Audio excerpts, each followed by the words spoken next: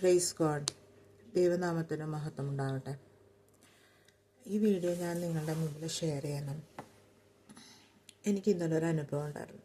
ഇതിനു മുമ്പും ഒരു പ്രാവശ്യം ഇതുപോലെ ഒരു പ്രാർത്ഥന ഞാൻ ഉറക്കത്തിൽ നിന്ന് എണീറ്റ് വന്നപ്പോൾ എനിക്ക് കിട്ടിയായിരുന്നേ. ചില സമയങ്ങളിൽ ചില പ്രാർത്ഥനകളൊക്കെ കൂടി വരും.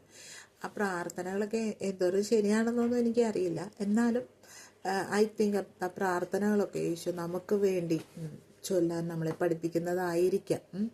അപ്പം ഇന്നലെ രാത്രി എനിക്ക് ഉറക്കം വന്നില്ല. അപ്പോൾ ഉറക്കം വരാണ്ട് വന്നപ്പം ഞാൻ പരിചയമായിരുന്നു, എനിക്ക് ഉറക്കം വരുന്നില്ല കേട്ടോ, എനിക്ക് ഉറങ്ങാനൊരു എന്തെങ്കിലും ഒന്ന് ചെയ്യണേ. അപ്പോൾ വചനം പ്രാർത്ഥിച്ചുകൊണ്ടാണ് ഉറങ്ങുന്നത്, എന്നാലും എനിക്ക് ഉറക്കം ഒട്ടും വരുന്നില്ലായിരുന്നു.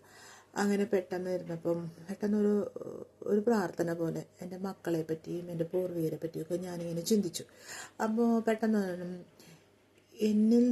എൻ്റെ പ്രാർത്ഥന വന്നത് ഇങ്ങനെയാണ്: ഞാൻ തുടങ്ങി 7 തലമുറ അനുഗ്രഹിക്കപ്പെടുകയും എൻ്റെ മുമ്പുള്ള 7 തലമുറ മാപ്പ് നൽകപ്പെടുകയും ചെയ്യണമേ ദൈവമേ എന്നാണ് ഒരു പ്രാർത്ഥന. ഒന്നുകൂടി ഞാൻ പറയാമേ.